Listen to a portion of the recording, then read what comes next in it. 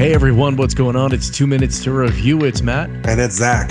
Longest album review in under 2 minutes wins. You click the picture. You obviously have heard of these guys before. If you haven't, and it just looked interesting, well, I think you're going to be in for a surprise. It is the brand new one from Dethklok. The almighty Dethklok. And dare I say, if you were to make a list of the best fictional bands out there, it would, of course, Dethklok would be within the top 5. And which is saying a lot because it's a death metal band. First off, Matt, ready to feel old? Ha ha ha, you never are. That is accurate. Yeah, sorry, but it has been 10 years since Metalocalypse, the Doomstar Requiem, a clock opera came out. Which means it has been 10 years since Adult Swim has been Metalocalypse free. Which is, dare I say, kind of sad because if you're like us, you probably really enjoyed the ridiculousness and just the insane humor of Metalocalypse. For those of you who are not familiar, it essentially follows the larger-than-life death metal band. The whole concept being that this is a band that is so brutal, but yet so massive that they're basically its own government. They have die-hard loyal fan base, and it's just literally a bunch of just goofy, brutal humor. But it also attracted a lot of not just metal fans, but also just metal all-stars. Literally everyone from members of Metallica to even Mike Patton of Faith No More, members of Nevermore, King Diamond himself.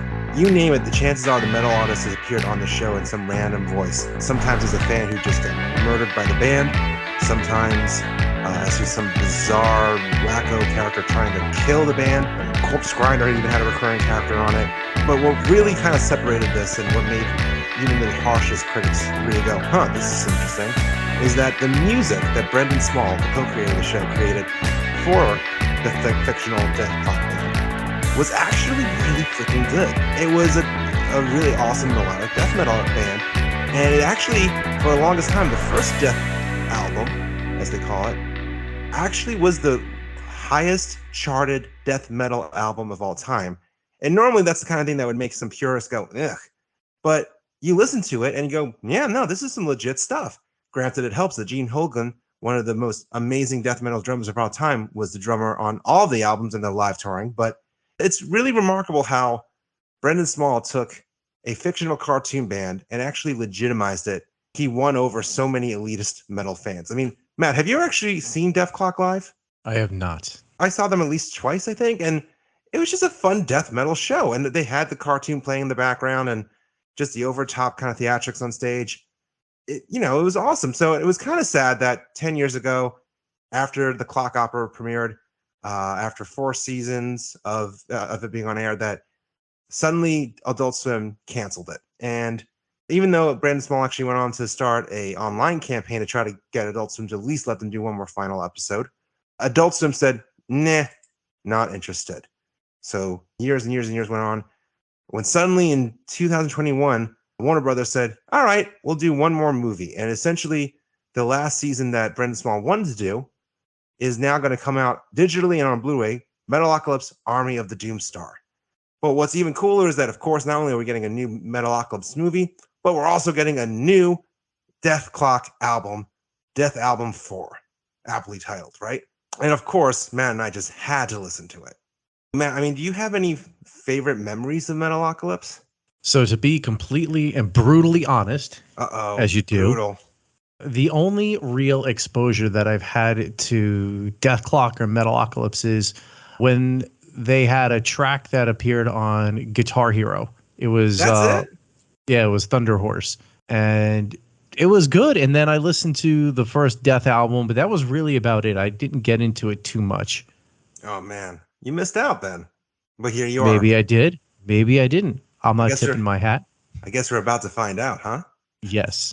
Well, before we go further then, a big special shout out to Lucky 13 Beard Co. If you've ever wanted to try beard balms or oils and, you never knew kind of what to buy, let me help guide you a little bit, because if you're looking for one of the best, if not the best, you're going to want to go to Lucky 13. Lucky13, the number, beardco.com, the website. And Ed and the guys over there have just some of the best quality beard bombs and oils on the market. Plus, they've got tons of really amazing scents, including our Epic Lemmy Beard Oil, a tribute to Lemmy from Motorhead. It smells like bourbon, tobacco, cola, and leather. It is fantastic. I'm not just saying it because it's ours, but because it's the truth. And these guys have continued to impress me with all the scents that they've released. And if you want to try any of it and you want to get a little money off, we're going to help you out. Use the code EFP10 at checkout, and you're going to get 10% off of your entire order, no matter what you put in your cart. 10% off, EFP10 at checkout. Lucky13, the number, beardco.com. And dare I say, I think if Murderface was a real person, well, first off, that'd be really scary because he's kind of a scary individual for all the wrong reasons. But I think he would really enjoy using it for his mustache. That's just my theory.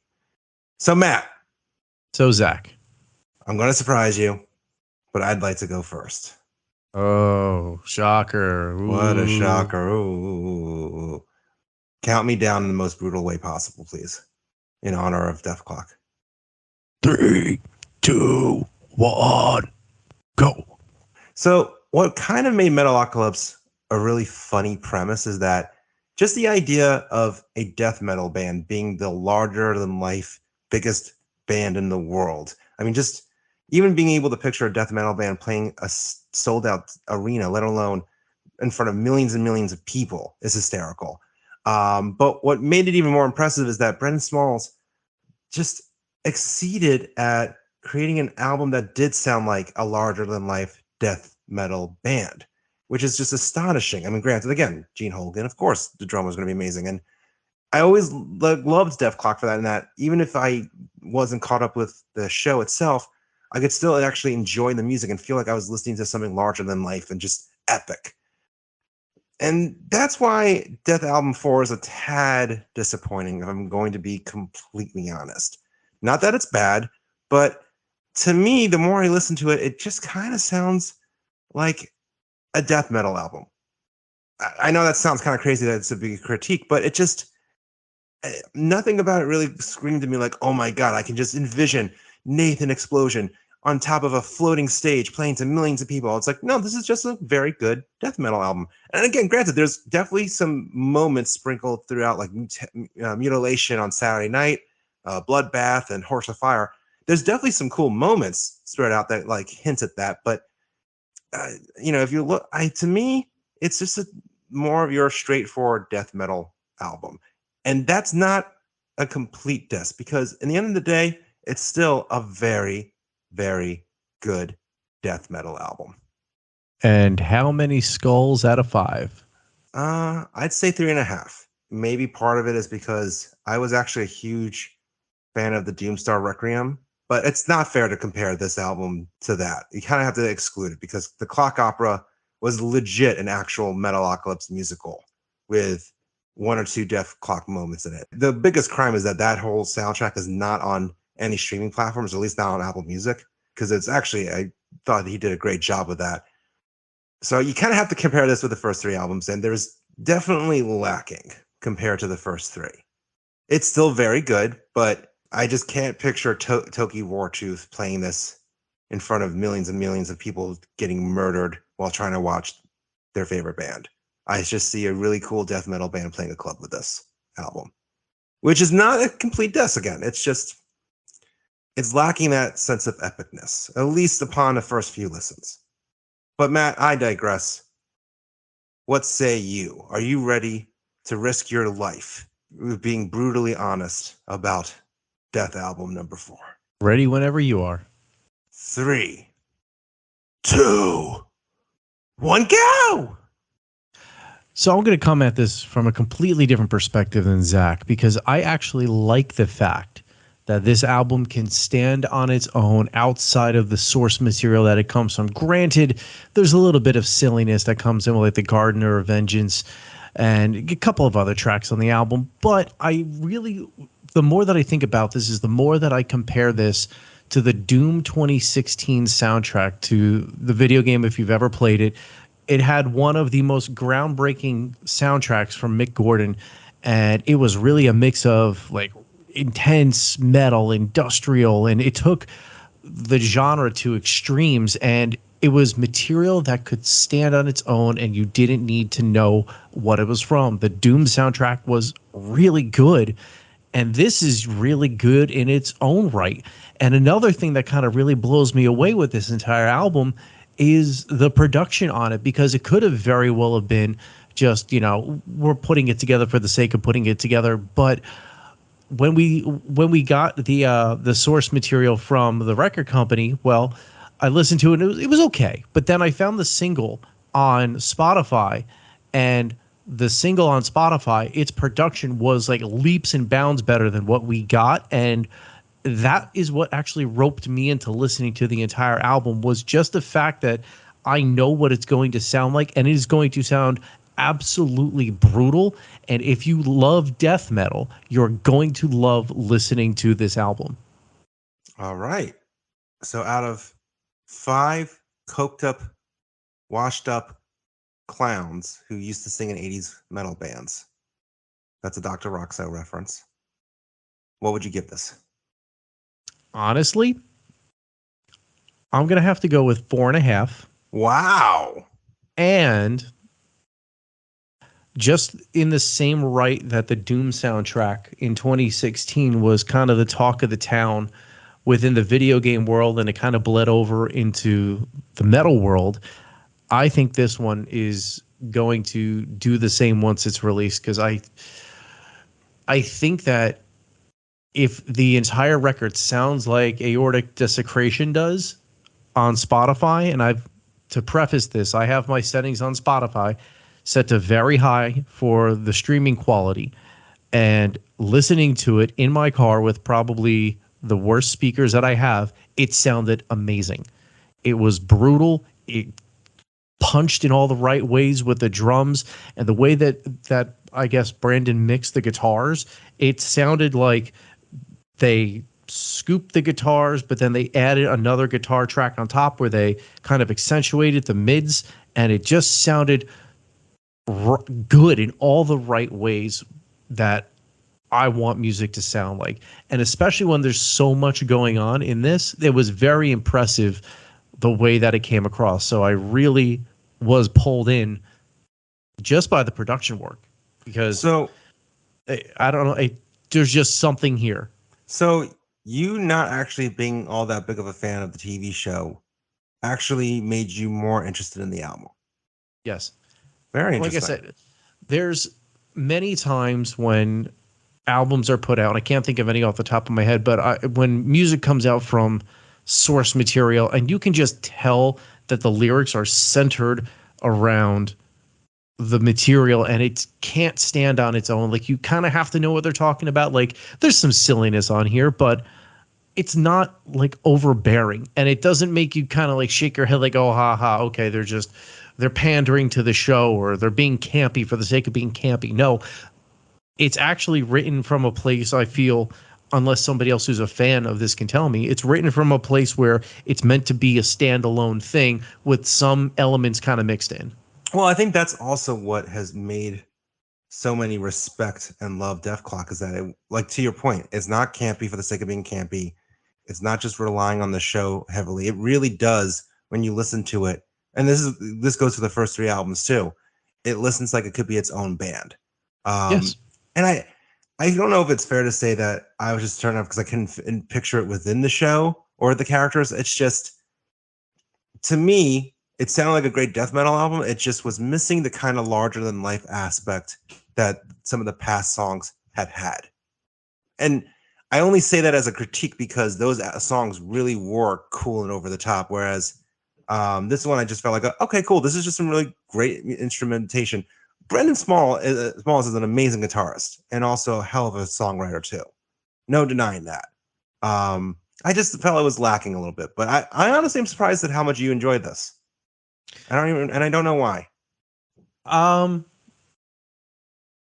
don't know why you feel that way either. Yeah. I mean, I've heard some Dethklok stuff, but it's not something that I actively go to or something that I've listened to in a very long time. So I would still, even though I've heard Thunder Horse probably more than I ever care to, I would say that, I've heard a fair amount of their stuff, but it's just not like. Does this make you want to go back to the other stuff? Maybe. Like I said, it's not normally my bag. It's not normally what I listen to. That's what's throwing me off too, is that I feel like I'm curious as to what some of the fans who maybe got into Dethklok, although maybe it's not. Maybe there's not that many fans of Dethklok who aren't also into death metal, or maybe they become fans of death metal because Dethklok was their gateway, and they explored the genre further. They were exposed to Cannibal Corpse, and I think that. One of the other death metal-y bands that I've gotten into in the past, I can hear some influence on this album is Amon Amarth, and I really like that. I think it was in the Mermaider 3 that you can kind of hear that influence kind of bleeding in there, and that kind of pulled me in a little bit more because now it's not just, well, here's this universe that they've created around the show. It's actual other musical influences being brought in here, and you can feel that, and it works. It's like I said, it's refreshing that it can stand on its own. Fair enough. Also, strikes against us for not using Doomstar when we were doing the rankings. That was a missed opportunity, but I digress. Well, I was looking at the cover of the album. So yeah, no. Listen, I get it. I went with the clown reference, so I'm not any better than you. But whatever, missed opportunity. But it also doesn't really matter, Matt. It doesn't matter what we really think. It matters who gave the longest review in under 2 minutes. So, Matt, what did I clock into? You clocked on the Dethklok at 1 minute and 46 seconds. Ooh. Well, then I beat you by just a mere few seconds because you came in at 1 minute and 38 seconds. Oof. If I only breathed just a little bit more. Breathed a little bit more fire? Sure, we'll go with it. Yeah, something like that. I don't know. Oh, no, it's actually more ejaculate fire, but that's just nasty. But what do you think? Well, you said it, not me. It's true. Well, that's also a song title. But anyway. What do you think? Are we completely off our bunkers? Do we deserve to be murdered in front and sacrificed in front of Toki Wartooth and Nathan Explosion and Pickles? Are we out of our minds, or do you agree with our thoughts? Are you also excited to see the new Metalocalypse movie? Are you hoping it leads to more, even though it's supposed to be the final installment? Let us know on Facebook, Twitter, Instagram, TikTok, Threads.